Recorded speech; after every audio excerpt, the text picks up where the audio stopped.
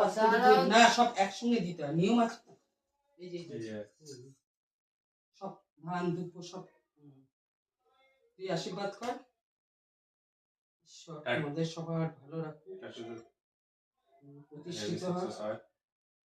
একটু একটু করে সব ভেঙে দে, 5 রকম দিতেই হয়, একটুখানি একদম অল্প। 5টাই দাঁড়া, ও 5টা ঠিক ভেঙে দেবে, 5টা একসঙ্গে নিয়ে নিয়ম আছে, একটু করে ভেঙে দিতেই হবে।